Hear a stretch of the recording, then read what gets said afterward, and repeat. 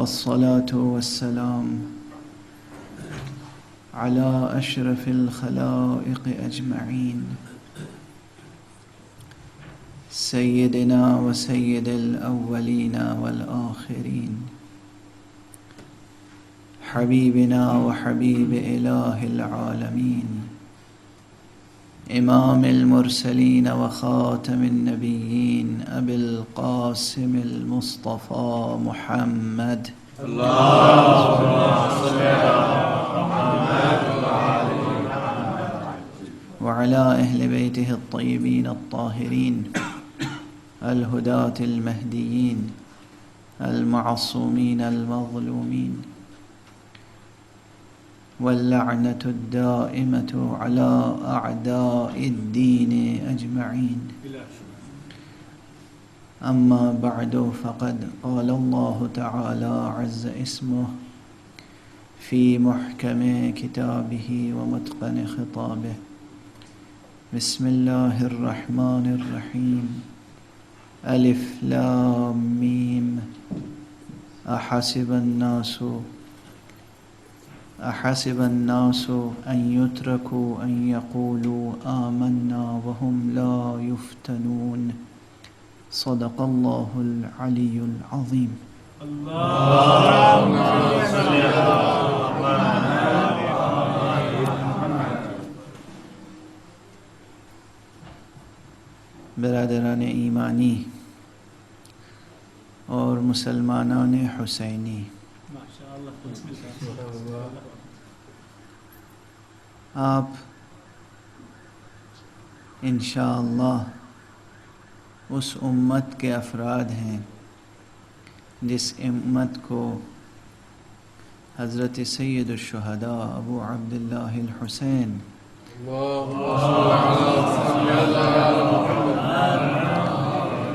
علیہ الصلاۃ والسلام نے امت قرآن کا لقب دیا. امت قرآن. روز عاشوراء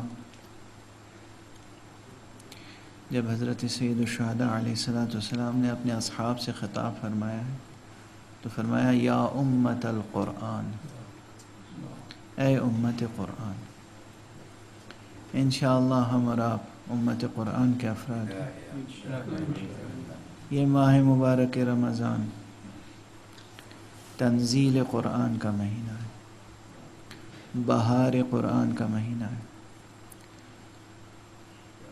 ایک تعبیر اس مہینے سے متعلق یہ کی جاتی ہے کہ یہ مہینہ اللہ کا مہینہ ہے. ایک تعبیر یہ ہے کہ یہ مہینہ مؤمنین کا مہینہ ہے. تو انشاءاللہ اس مہینے میں بہترین عمل روزے کے علاوہ، روزہ تو واجب ہے، انشاءاللہ آپ اور ہم سب اس عبادت الہی کو انجام دیں گے. روزے کے علاوہ سب سے بہتر عمل، سب سے افضل عمل تلاوت قرآن مجید. تلاوت با فہم ہو تو نور علی نور. تلاوت بجائے خود اہمیت رکھتی ہے. بہت سے حضرات اب یہ اس شبہے میں یا اس وسوسے میں مبتلا ہیں کہ ہمیں عربی زبان نہیں آتی تو قرآن مجید کی تلاوت سے کیا فائدہ ہے. یہ شبہ درست نہیں، یہ واقعاً وسوسہ ہے، وسوسہ شیطانی. قرآن مجید کی تلاوت کریں، یہی الفاظ قرآن، اس کی تلاوت کریں. ان الفاظ کو ادا کرنے میں بھی ایک تاثیر ہے. کلام نور ہے.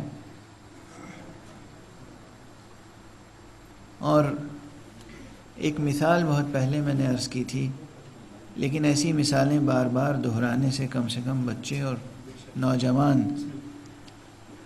باتوں کو اچھی طرح سمجھ لیتے ہیں. ایک صاحب نے یہی اعتراض کیا کہ ہمیں عربی زبان نہیں آتی تو ہم قرآن مجید کیا پڑھیں. میں نے عرض کیا کہ آپ کو چڑیوں کی آواز سمجھ میں آتی ہے؟ چمن میں تشریف لے جائیں، بلبل کی آواز، اس کے معنی سمجھتے ہیں آپ؟ جب آبشار کا پانی گرتا ہے تو اس آبشار کی آواز سے اس کا ترجمہ آتا ہے؟ آپ کو ٹرانسلیٹ کر سکتے ہیں؟ نہیں کر سکتے۔ فطرت کے ان مظاہر میں پرندوں کی چہچہاہٹ، آبشار کی آواز، حتیٰ کہ کلیوں کے چٹکنے کی آواز، ہر چیز آپ کے نفس پر ایک اثر مرتب کرتی ہے۔ آپ اس کے معنی نہیں سمجھتے، مگر وہ آواز آپ کے نفس پر، آپ کی روح پر، آپ کے ذہن پر اثر مرتب کرتی ہے۔ جب مخلوقات کی آواز اثر مرتب کرتی ہے تو خالق کی آواز کتنا اثر مرتب کرتی ہے؟ یہ قرآن مجید خالق کی آواز ہے، اللہ سبحانہ و تعالی، اس کا کلام ہے، اس حی و قیوم کا کلام ہے۔ اس لیے جس قدر بھی ممکن ہو، زیادہ سے زیادہ، کم از کم اس مہینے میں قرآن مجید کی تلاوت فرمائیں۔ سحر کے وقت، قبل غروب آفتاب، قبل طلوع آفتاب، بعد نماز عشاء، یہ چند مخصوص اوقات ہیں، ورنہ جس وقت جسے توفیق میسر آ جائے، جسے فرصت مل جائے، وہ قرآن مجید کی تلاوت ضرور کرے۔ ہاں، وہ لوگ جو بالکل حرف شناس نہیں ہیں، نہیں پڑھ سکتے، الف با سے واقف نہیں ہیں، ان کے لیے یہ ضرور ہے کہ جتنے آیتیں یا جتنے سورے یاد ہیں انہیں مکرر پڑھتے رہیں۔ کچھ نہیں یاد ہے، بسم اللہ الرحمن الرحیم یاد ہے، مسلسل پڑھتے رہے، ایک بسم اللہ کی آیت مسلسل پڑھتے رہیے، دل میں یہ ہو پروردگار کاش ہم اس قابل ہوتے کہ تیرا کلام پورا پڑھتے، ہمیں اتنا ہی یاد ہے، ہم یہی پڑھ رہے ہیں۔ اب اس کا اجر، اس کا ثواب، اس کی تاثیر، اسے اللہ پہ چھوڑ دیجئے، اس کے بارے میں فکر نہ کیجئے، آپ عمل کیجئے۔ یاد آ گئی بات کہ ایران میں ایک بزرگوار تھے جو بالکل حرف شناس نہیں تھے، باسواد نہیں تھے، اور مزدوری کرتے تھے۔ آپ میں سے اکثر لوگ ہم سے یہی کہتے ہیں کہ مولانا ہم تو مزدور ہیں، کوئی کھیتوں میں مزدوری کرتا ہے، کوئی دفتروں میں مزدوری کرتا ہے، مزدوری تو مزدوری ہے۔ اگر یہ مزدوری خلوص کے ساتھ ہو، یہ مزدوری بھی فریضہ سمجھ کر کی جائے، تو یہ مزدوری بھی عبادت ہے۔ رزق حلال کمانے کے لیے مزدوری عبادت ہے، اور اس سے بڑی کوئی عبادت نہیں ہوگی پھر۔ بہرحال وہ مزدوری کرتے تھے، اور اب ان کے دل کے معاملات حضرت حق سبحانہ و تعالیٰ کے ساتھ کیسے تھے، یہ تو کوئی سمجھ نہیں سکتا۔ راستے میں جہاں سے روز گزرتے تھے، ایک امام زادے کا مزار تھا، آل رسول میں سے کسی بزرگوار کا مزار تھا۔ ایک دن وہاں آئے، دن میں دھوپ تھی، تھکے ہوئے تھے، وہیں مزار کے ایوان میں، دالان میں دیوار سے ٹیک لگا کر آرام کرنے میں مشغول ہو گئے۔ بسم اللہ جی۔ اور اس کے بعد پھر غنودگی طاری ہوئی، سو گئے، اور اس دن ان پر وہ لطف الہی ہوا کہ جب وہ بیدار ہوئے تو پورا قرآن انہیں حفظ تھا، پورا قرآن حفظ، از اول تا آخر، نہ مکتب گئے، نہ حافظ کے سامنے زانو ادب طے کیا، نہ تجوید، نہ قرأت، کچھ نہیں، ایک مزدور، لیکن کیا معاملہ تھا دل کا خدا کے ساتھ۔ یہ اہم بات ہے. یہ ایک تحفہ ہے آپ حضرات کے لیے.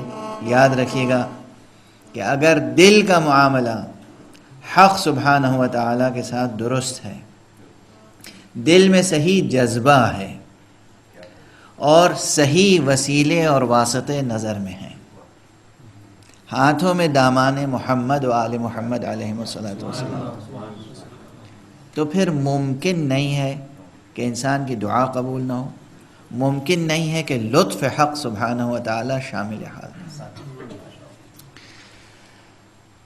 جیسا کہ اعلان ہو چکا ہے، اس مرتبہ میرا ارادہ یہ تھا کہ سورہ مبارکہ عنکبوت کی تفسیر ترتیب کے ساتھ عرض کروں گا. اسی لیے میں نے سورہ مبارکہ عنکبوت کی پہلی آیت ہی کی تلاوت کا شرف حاصل کیا. لیکن ادھر طبیعت کچھ مختلف موضوعات پہ غور کرتی رہی، اور آج ہی میں یہ اعلان کر دوں کہ تھوڑا سا موضوع میں تھوڑی سی تبدیلی آئی ہے، اور وہ یہ ہے کہ ترتیب کے ساتھ ہم سورہ مبارکہ عنکبوت کی تفسیر بیان نہیں کریں گے، بلکہ تفسیر آیات فضائل بیان کریں گے.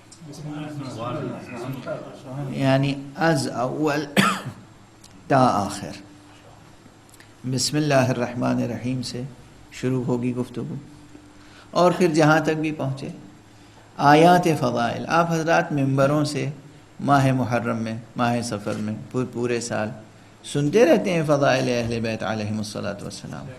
اس میں بہت سے علماء، بہت سے خطباء آیات فضائل پیش کرتے ہیں، لیکن جو کچھ آیات فضائل آپ سنتے ہیں اس سے کہیں زیادہ آیات فضائل قرآن مجید میں موجود ہیں. وہ تمام آیتیں تفصیل کے ساتھ نہیں بیان کی گئیں، عام طور پر بیان نہیں ہوتی ہیں، اشارات کرتے ہوئے لوگ گزر جاتے ہیں. چند آیتیں ہیں کہ جن پر بار بار گفتگو ہوتی ہے، لیکن بہت سی آیتیں ایسی ہیں کہ جن پر گفتگو نہیں ہوتی. عموماً کتابوں میں ہے، اور وہ بھی کتابوں میں، تفسیر کی کتابوں میں، حدیث کی کتابوں میں بعض اشارے ہیں. خود معصومین علیہم الصلاۃ والسلام نے بھی کبھی کبھی بعض اشارے فرما دیے ہیں، اور ان اشاروں پر مزید فکری کام کرنے کی ذمہ داری طالبان علم قرآن پر ڈال دی ہے. جو لوگ قرآن مجید کا علم حاصل کریں، طالب علم بن جائیں قرآن مجید کے مکتب میں، ان کی ذمہ داری ہے کہ وہ ان اشاروں پر آگے بڑھیں. ان اشاروں پر آگے بڑھنے کے لیے چند اصطلاحوں کی وضاحت بھی ضروری ہے. میں آج اسی وضاحت میں غالباً وقت گزر جائے گا. قرآن مجید عربی زبان میں دنیا کی مختلف زبانوں میں اس کا ترجمہ ہوا ہے اور ہو رہا ہے. ترجمے کے ساتھ تفسیریں لکھی جا رہی ہیں. تفسیروں میں کچھ باتیں بعنوان تفسیر بیان ہوتی ہیں، کچھ باتیں بعنوان تأویل، اور اکثر وہ آیتیں جو آیات فضائل کے عنوان کے تحت بیان ہوتی ہیں، وہاں مسئلہ تأویل کا درمیان میں آ جاتا ہے کہ اس آیت کی تأویل کیا ہے. تأویل جب ہوتی ہے تب بات محمد اور آل محمد علیہم الصلوۃ والسلام تک پہنچتی ہے.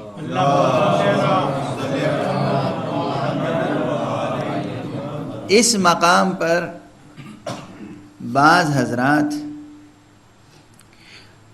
ہمیں طنز اور تشنیع کا نشانہ بناتے ہیں، اہل تأویل کہہ کر گویا معترض ہوتے ہیں. اس لیے میں اس سے پہلے اس بات کی بھی وضاحت کر چکا ہوں، پاکستان میں بھی اور غالباً یہاں بھی، لیکن پھر بھی آج چونکہ پہلی تقریر ہے اس سلسلے کی، اس لیے عرض کر دوں کہ ترجمے کے معنی کیا ہیں، تفسیر کے معنی کیا ہیں، تأویل کے معنی کیا ہیں. ترجمہ لفظ عربی ہے، خود ترجمہ لفظ عربی ہے. ترجمے کے دو معنی ہیں. ایک معنی سے آپ سب واقف ہیں، ایک معنی سے صرف اہل علم واقف ہیں. آپ حضرات کے سامنے ابھی اس کا تذکرہ نہیں ہوا. ترجمے کے جس معنی سے آپ سب واقف ہیں وہ ہے ٹرانسلیشن، ترجمہ. ایک زبان سے دوسری زبان میں مطلب کو منتقل کر دینا، بس اتنا ہی. جتنا مطلب ہے اس مطلب کو ایک زبان سے دوسری زبان میں منتقل کر دینا ترجمہ ہے. اس لیے مثلا الحمد للہ رب العالمین، اب اس کا اردو میں ترجمہ ہو جائے گا، عام فہم ترجمہ یہ ہوگا کہ تمام تعریفیں ثابت ہیں صرف اس معبود برحق کے لیے کہ جو رب العالمین ہے، جو تمام عالمین کا پروردگار ہے. ترجمہ ہو گیا. اب اس ترجمے میں بھی الفاظ کی تبدیلی ممکن ہے اور بہت سے ترجمے میں ممکن ہے، لیکن اسی حد تک اصل منطوق کو، جو بات کہی گئی ہے، اس کو عربی سے اردو میں یا عربی سے انگریزی میں یا ایک زبان سے دوسری زبان میں منتقل کرنے کا نام ہے ترجمہ. یہ ایک معنی ہے ترجمے کے. ترجمے کے دوسرے معنی ہیں کسی کی سیرت اور حالات زندگی بیان کرنا. عربی میں اسے بھی کہتے ہیں ترجمہ. توجہ ہے؟ کسی مصنف، کسی ادیب، کسی شاعر، کسی مفکر، کسی عالم، کسی محدث، کسی بھی انسان، کسی بھی شخصیت کی سیرت، اس کی سوانح عمری، اس کے حالات زندگی بیان کرنے کا نام بھی ترجمہ ہے. اور اس اعتبار سے یاد رکھیے گا کہ اس دوسرے معنی کے لحاظ سے خود قرآن مجید کل کا کل ترجمہ محمد و آل محمد. خوشنود محمد و آل محمد بابا دے بلند صلوات.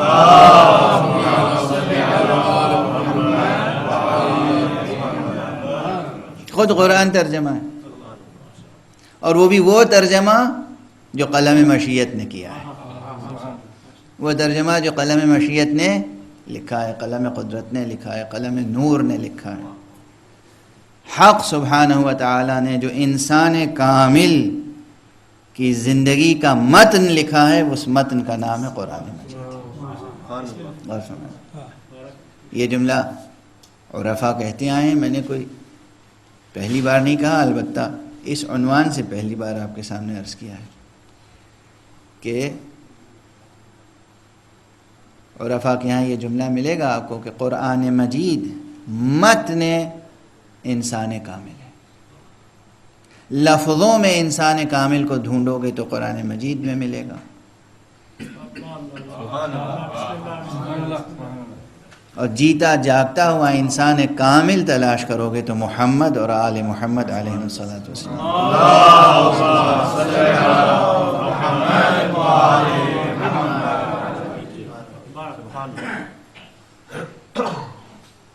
اسے دیکھیے، یاد رکھیے گا کہ یہ جو سلسلہ گفتگو ہے یہ درس کے عنوان سے، یعنی یہ جتنے مطالب میں گزارش کر رہا ہوں اس کی طالب علمانہ ذمہ داری میری ہے. ہر نقطے پر دلیل اور برہان، اور دلیل سمعی یا دلیل نقلی اور دلیل عقلی دونوں آپ ہم سے طلب کر سکتے ہیں، اور کوشش ہوگی کہ بے طلب عرض کرتے ہوئے آگے بڑھیں. لیکن بہرحال یہ خیال نہ فرمائیے گا کہ ہم آپ کے ذوق سماعت کی آسودگی کے لیے کوئی بات کہہ کے آگے بڑھ جائیں گے کہ آپ خوش ہو جائیں، بلکہ جو واقعیت ہے، واقعیت یہ ہے کہ متن قرآن انسان کامل کی زندگی کا متن ہے. اور اب اس سے آگے ایک قدم، شاید یہ مطلب نہ ملے کتابوں میں،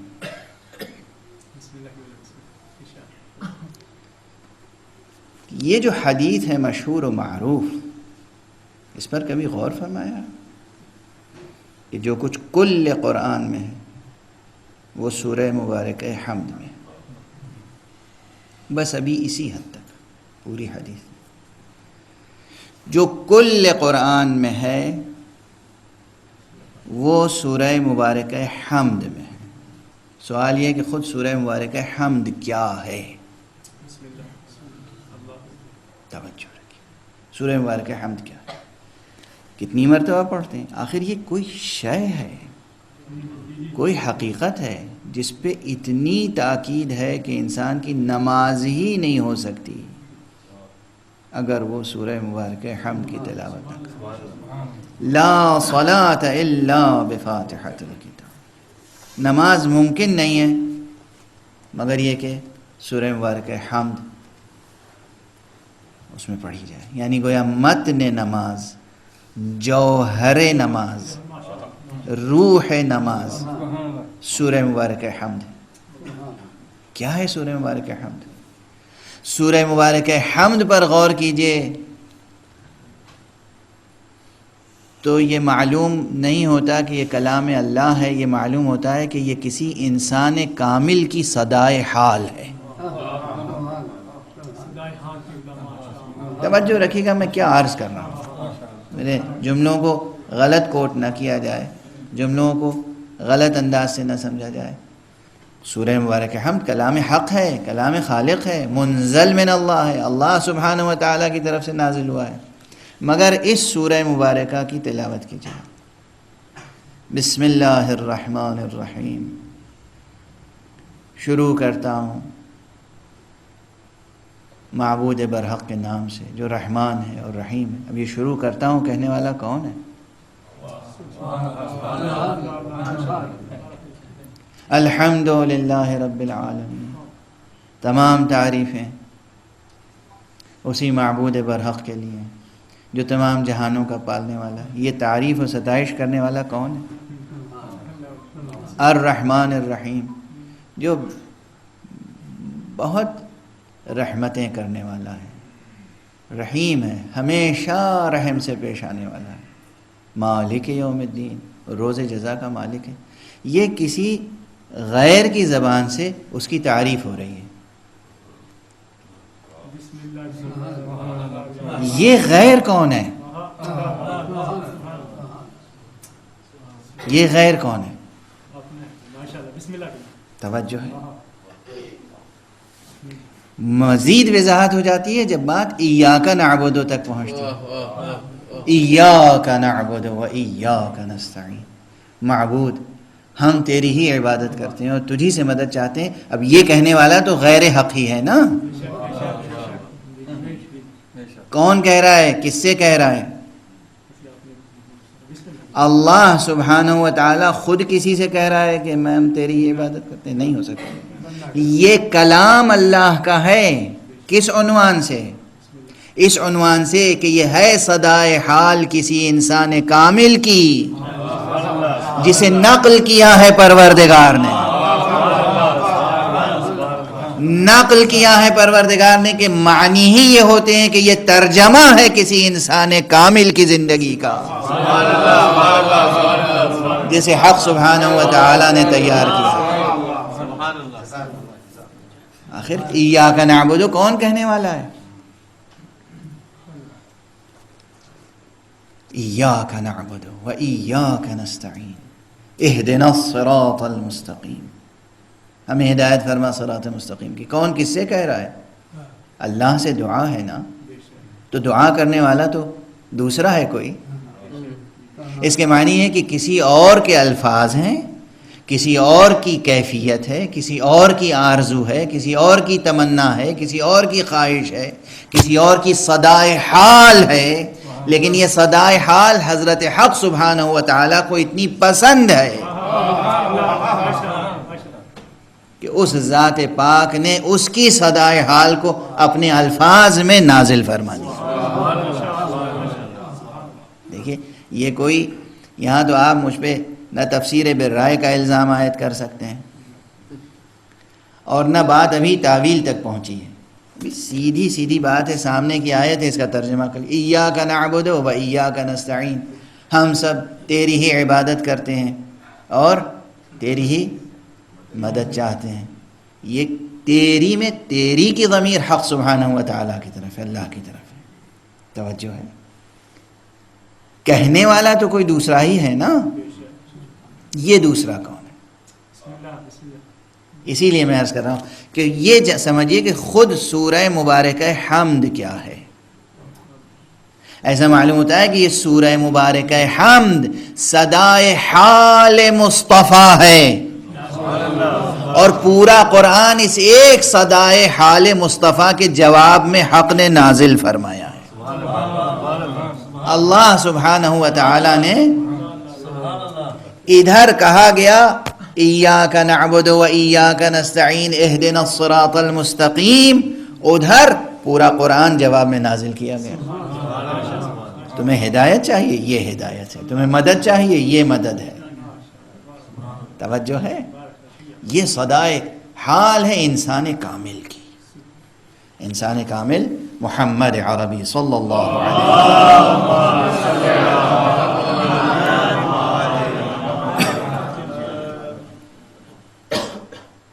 اسی لیے ضمناً اس بات کی طرف اشارہ کرتا چلوں کہ نماز کتنی بڑی حقیقت ہے.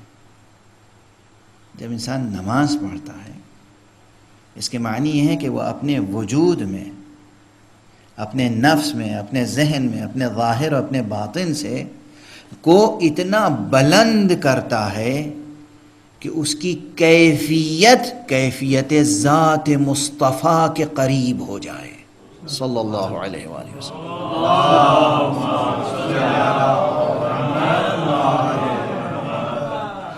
توجہ ہے.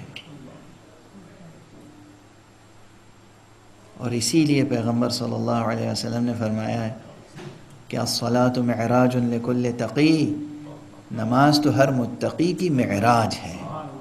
ایک متقی کی معراج یہ ہے کہ اس کی صدائے حال مصطفیٰ بن جائے. جو آرزو دل مبارک مصطفیٰ کی ہے وہ ہمارے آپ کے دل کی آرزو ہو جائے. جو ان کی چاہت ہے وہ ہماری چاہت ہے. جو ان کی خواہش ہے وہ ہماری خواہش ہو. جو ان کی محبتیں ہیں وہ ہماری محبتیں ہوں. جو ان کی نفرتیں ہیں وہ ہماری نفرتیں. اگر یہ چیز پیدا ہو جائے تو یہ انسان کی معراج ہے. یہ کہاں پیدا ہوگی؟ سورہ مبارکہ حمد خود. یہ سورہ مبارکہ حمد جو کچھ اس میں ہے وہ کل قرآن میں، اور جو کچھ کل قرآن میں ہے وہ سورہ مبارکہ حمد میں. اب بات یہاں تک آ گئی تو ایک بات پہلے ہی دن عرض کر دوں، اور اگر آج ہی شب میری وفات ہو جائے انشاءاللہ اور اس کے بعد کچھ بھی بیان نہ کر سکوں تو میں سمجھوں گا کہ میں نے حق ادا کر دیا.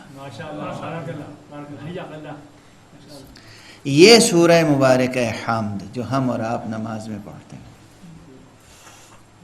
اب ہمارے اور آپ کے لیے اس کا جوہر کیا ہے؟ سورہ مبارکہ حمد پڑھنے پہ اتنی تاکید کیوں ہے؟ ایک مسلمان کے لیے جو کلمہ لا الہ الا اللہ کہہ چکا، جو کلمہ محمد رسول اللہ کہہ چکا، اشہد ان لا الہ الا اللہ و اشہد ان محمد رسول اللہ صلی اللہ علیہ وسلم.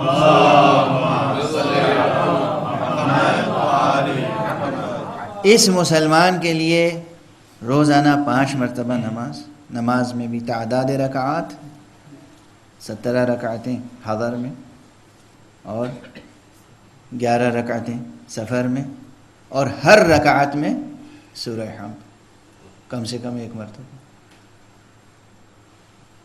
ہر رکعت میں سورہ حمد، یا تیسری اور چوتھی رکعتوں میں جو وہ ذکر ہے وہ اپنی جگہ، وہ بھی سورہ حمد کے بدل کے طور.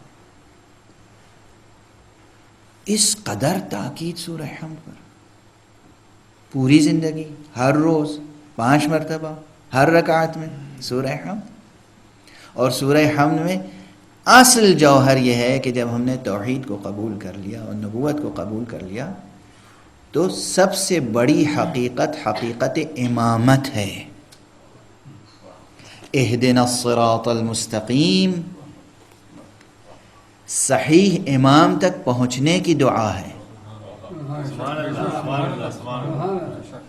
صحیح امام سے مراد کیا ہے؟ امام معصوم. امام معصوم کس اعتبار سے؟ جس پر اللہ کی نعمتیں ہوں اور جو کبھی گمراہ نہ ہوا ہو. معصوم اسی کو تو کہتے ہیں، کسی اور کو تو نہیں کہتے. توجہ ہے. غیر المغضوب علیہم ولا الضالین، جو کبھی گمراہ نہ ہوئے ہوں، کبھی بھٹکے نہ ہوں، کبھی ان پر اللہ کا غضب نہ ہوا ہو. اس کے معنی ہے سادہ سی اگر خلاصہ نگاری کریں تو اس کے معنی ہے کہ پروردگار ہمیں معصوم اماموں کے راستے پر چلا. یہ دعا کہ ہمیں معصوم اماموں کے راستے پر چلا، یہ جوہر نماز ہے. جوہر نماز ہے. یہ جو میں عرض کر رہا ہوں یہ بھی آپ یہ نہ سمجھیں کہ تعویل کی منزل تک پہنچ گیا. واقعاً یہ ظاہر آیات سے یہ ہے. افسوس یہ ہے کہ مسلمانوں کا حال یہ ہے کہ ان کے چہرے پہ آنکھیں ہیں اور آنکھیں کھلی ہوئی ہیں مگر کچھ نظر نہیں آتا. آنکھیں ہیں، آنکھیں کھلی ہوئی ہیں مگر نظر نہیں آتا. یہ سامنے کی عبارت ہے، یہ کوئی بہت پوشیدہ حقیقت نہیں ہے کہ اندر سے ہم کوئی ابھی باطنی معانی بیان کر رہے ہیں اور تعویل کے مرحلے تک پہنچ رہے ہیں. نہیں، یہ تو ظاہر الفاظ ہیں. اب یہاں تک بات تو پہنچی تھی ترجمے کے اعتبار سے کہ سورہ مبارک حمد خود معلوم ہوتا ہے نا کل کا کل کہ یہ دعا ہے. دعا کسی انسان کامل کی دعا ہے. حق سبحانہ و تعالیٰ کو اتنی پسند آئی کہ اس نے اپنے الفاظ میں اسے انسانوں کے لازمی نصاب میں داخل کر دیا.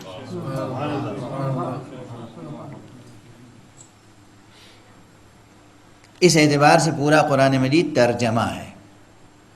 ہمیں اس قرآن مجید کا ترجمہ کرنا ہے. تو ترجمہ میں نے عرض کیا کہ ایک جملے کو دوسری زبان میں منتقل کر دینا ترجمہ ہے. اس سے بڑھ کر ہوتی ہے تفسیر. تفسیر کے معنی یہ ہیں، تفسیر مختصر بھی ہو سکتی ہے، مفصل بھی ہو سکتی ہے، لیکن تفسیر کے معنی یہ ہیں کہ وہی ظاہری معنی اس کو اور کھول کر بیان کر دیا جائے. مثلا ابھی جو میں نے ترجمہ کیا تھا اور پھر خود ہی تھوڑا سا رک کے میں نے اسے بیان کیا، الحمدللہ رب العالمین، تمام تعریفیں اسی معبود برحق کے لیے ہیں. اب یہ میں نے معبود برحق جو کہا یہ ایک طرح سے ترجمہ نہیں، یہ تفسیر ہو گیا. چونکہ اللہ، اب اس میں جو لغوی اور اشتقاق کی اور صرف کی اور نحو کی جتنی بحثیں ہیں اس میں کہ اس میں الف لام کیسا ہے، اس کا مادہ کیا ہے، یہ صیغہ کون سا ہے، یہ اسم کون سا ہے، اس میں ذات ہے یا اس میں معنی ہے یا اس میں صفت ہے یا کیا، یہ جتنی تفصیلی بحثیں سب سمیٹ کر جب اس کا خلاصہ یعنی 100 200 400 500 صفحے لکھنے کے بعد جب خلاصہ ہوتا ہے ایک جملے میں تو یہ ہوتا ہے کہ اللہ کے معنی ہوں گے معبود برحق. اللہ کے معنی ہوں گے معبود برحق، یعنی وہ جس کی عبادت کی جائے اور وہ واقعاً اس عبادت کا مستحق ہو. اس کو کہتے ہیں اللہ. اللہ یعنی وہ ذات پاک جس کی عبادت کی جا رہی ہو اور جو واقعی مستحق عبادت ہو، اس لیے کہا گیا معبود برحق. تو اب یہ معبود برحق کوئی تعویل نہیں ہے، یہ تفسیر ہی ہے. لفظ اللہ کا ترجمہ یہ بھی ہو سکتا تھا کہ تمام تعریفیں خدا کے لیے ہیں. خدا کا لفظ فارسی میں معبود کے لیے آتا ہے. انگریزی ترجموں میں غالباً گاڈ کا لفظ استعمال کر سکتے ہیں، دوسری زبانوں میں اور کوئی لفظ استعمال کر سکتے ہیں. ایک لفظ کی جگہ ایک لفظ رکھ دیں ترجمہ ہے. اس لفظ کو ذرا کھول کر بیان کریں تفسیر ہے. تعویل کی منزل وہاں آتی ہے جہاں اس ظاہری معنی کے پیچھے کوئی اور معنی چھپے ہوئے ہوں، ان کو بیان کیا جائے اور ان تک پہنچا جائے. یہ ہے تعویل. اب اس پر ایک مثال میں نے بہت پہلے دی تھی وہ مثال دہرا دوں گا، لیکن اس سے پہلے میں خود قرآن مجید سے چند مقامات پر عرض کروں کہ لفظ تعویل خود قرآن مجید میں کئی مقامات پہ آیا ہے، ایک سے زائد مقامات۔ مثلا سورہ مبارکہ آل عمران، سورہ مبارکہ آل عمران کی غالباً 7ویں آیت ہے جس میں لفظ تعویل آیا ہے۔ ارشاد الہی هو الذی انزل علیک الکتاب منہ آیات محکمات ہن ام الکتاب واخر متشابہات فاما الذین فی قلوبہم زیغ فیتبعون ما تشابہ منہ ابتغاء الفتنہ وابتغاء تأویلہ۔ لفظ تعویل آیا یہاں پر، یہاں پہ جو لفظ تعویل آیا ہے یہ خاصا بحث طلب ہے، لیکن ابھی میں دوسری چند آیتیں اور عرض کر دوں۔ دوسری آیت سورہ مبارکہ نساء میں ہے، سورہ مبارکہ نساء میں میں اصل آیات کی طرف آپ حضرات کو متوجہ کر دوں، اس کے بعد بات آگے بڑھے۔ یہ آیت ہے یا ایھا الذین آمنوا اطیعوا اللہ واطیعوا الرسول واولی الامر منکم فإن تنازعتم في شيء فردوه إلى الله والرسول إن كنتم تؤمنون بالله واليوم الآخر ذلك خير وأحسن تأويلا۔ لفظ تعویل آیا یہاں پر، آپ دیکھیے کہ یہ لفظ تعویل قرآن مجید میں کہاں کہاں پر ہے۔ میں پہلے آیات کی قرأت کر دوں اور آیات کا حوالہ دے دوں، اس کے بعد ترجمہ اور خلاصہ مطلب عرض کر دوں گا۔ اس کے بعد پھر لفظ تعویل آتا ہے خود قرآن مجید میں، اور یہ سورہ مبارکہ اعراف میں ہے۔ سورہ مبارکہ اعراف میں عجب انداز سے هل ينظرون الا تأویلہ، هل ينظرون الا تأویلہ، یعنی قیامت کا ہنگام ہے، لوگ آ رہے ہیں، نیکوکار بندے اللہ کی نعمتیں دیکھ رہے ہیں، اور جو گناہگار ہیں ان کے سامنے ایک ہولناک منظر ہے، مایوسی ہے، آگے جہنم ہے، ایک عجیب چیز ہے، اور وہاں پر آواز دی جا رہی ہے هل ينظرون الا تأویلہ، یہ کیا کچھ اور دیکھ رہے ہیں بجز تعویل کے؟ اب سوچئے کہ جب قدرت وہاں اس طرح سے متنبہ کرے، کیا کچھ اور نظر آ رہا ہے تمہیں تعویل کے علاوہ؟ تو میں دست ادب جوڑ کے بس یہ عرض کروں گا کہ قبل اس کے کہ وہاں کہا جائے کہ کچھ اور نظر آ رہا ہے تعویل کے علاوہ، یہاں اسی دنیا میں تعویل کی جستجو کر لیں۔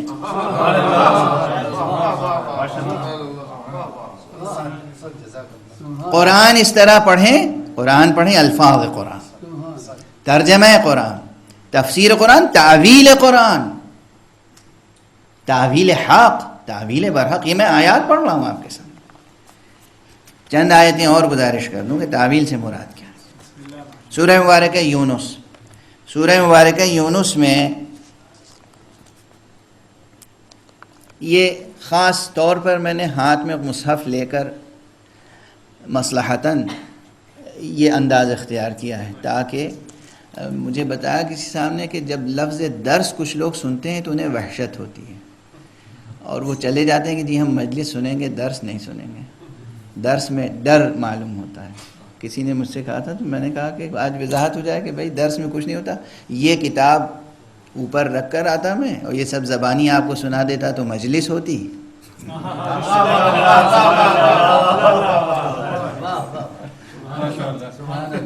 اور بچوں کی طرح، طالب علموں کی طرح، اسٹوڈنٹس کی طرح، ایک ریسرچر کی طرح، ایک ریسرچ اسٹوڈنٹ کی طرح ایک ایک لفظ دکھا کر بتا کر، اسی کا نام درس ہے۔ درس سے وحشت نہ کیجیے، ورنہ یہ وہ آیتیں ہیں جو آپ ممبر پہ ہماری زبان سے سنتے رہتے ہیں۔ سورہ مبارکہ یونس، اور اس میں آیت نمبر 39 ہے، اور اس میں بھی لفظ تعویل آیا ہے۔ بل کذبوا بما لم يحيطوا بعلمه، بل کذبوا، بما لم يحيطوا بعلمه ولما يأتهم تأویلہ. یہ بھی سرزنش کی آیتوں میں سے سرزنش کی جا رہی ہے کہ انہوں نے جس چیز کا علم نہیں رکھتے اس کا انکار کر دیا صرف اس لیے کہ اس کی تعویل نہیں آئی. توجہ ہے. ابھی میں تفصیل سے ترجمے عرض کروں گا. اور سب سے زیادہ جہاں لفظ تعویل استعمال ہوا ہے سورہ مبارکہ یوسف میں ہے اور سورہ مبارکہ کہف میں. سورہ مبارکہ یوسف میں جناب یوسف علی نبینا وعلیہ السلام کے لیے ارشاد ہوا ہے کہ پروردگار نے جناب یوسف کو کیا کیا عطا فرمایا ہے. اور جو عطا فرمایا ہے جناب یوسف کو، اب ظاہر ہے کہ اگر تعویل ایسی ہی چیز ہے جس سے ایک مرد مسلم کو ایک تالی قرآن کو وحشت ہو، تو اللہ بعنوان احسان مندی، بعنوان امتنان یہ جتا رہا ہے کہ دیکھو یوسف نبی ہیں، پیغمبر ہیں، ہمارے نیک بندے ہیں، ہم نے ان پہ کیا کیا احسان کیا ہے. ہم نے انہیں علم تعویل الحدیث بھی عطا کیا ہے. یعنی یہ وہ علم ہے جو اللہ سبحانہ و تعالی عطا فرما رہا ہے اور اس کے بعد ذکر فرما رہا ہے. کہا گیا کہ وَكَذَلِكَ يَجْتَبِيكَ رَبُّكَ وَيُعَلِّمُكَ مِن تَأْوِيلِ الْأَحَادِيثِ وَيُتِمُّ نِعْمَتَهُ عَلَيْكَ وَعَلَىٰ آلِ يَعْقُوبَ. وہ پروردگار وہ ہے کہ جو تمہیں منتخب کرے گا، یجتبیک منتخب فرمائے گا اور تمہیں سکھائے گا تعویل احادیث، علم تعویل سکھائے گا. تمہیں منتخب کرے گا، تمہیں علم تعویل سکھائے گا. کس لیے؟ تاکہ تمہارے اوپر اور آل یعقوب کے اوپر نعمت تمام ہو جائے. یہ یاد رکھیے گا کہ نعمتیں جب تمام ہوتی ہیں تو تعویل حق کے ذریعے سے تمام ہوتی ہیں. یہ یاد رکھیے. تعویل باطل نہیں. یہ بحث آئے گی، تعویل باطل کی بحث بھی آئے گی، تعویل حق کی بحث بھی آئے گی. لیکن میرا خیال ہے کہ آج اتنی آیات کا حوالہ کافی ہے اور اب اذان کا وقت ہو رہا ہے نزدیک. آپ حضرات کو وضو بھی کرنا ہوگا اور نماز کے لیے آمادگی بھی. اس لیے میں خلاصے کے طور پہ پھر ایک جملے میں ان تمام مباحث کا خلاصہ عرض کر دوں کہ قرآن مجید کی تلاوت فرمائیں، قرأت فرمائیں، قرآن مجید کے ترجمے کو سمجھنے کی کوشش کریں، تفسیر کو سمجھنے کی کوشش کریں. لیکن ترجمہ اور تفسیر کافی نہیں ہے، تعویل آیات تک پہنچیں، اور وہ بھی تعویل حق. جب تعویل برحق تک پہنچیں گے تو اللہ کی نعمتیں تمام ہوں گی اور ہمارے آپ کے ہاتھوں میں انشاءاللہ دامان محمد و آل محمد ہوگا. یہی دنیا میں ہمارے ہادی ہوں گے، آخرت میں ہمارے شفیع ہوں گے. وآخر دعوانا ان الحمد للہ رب العالمین.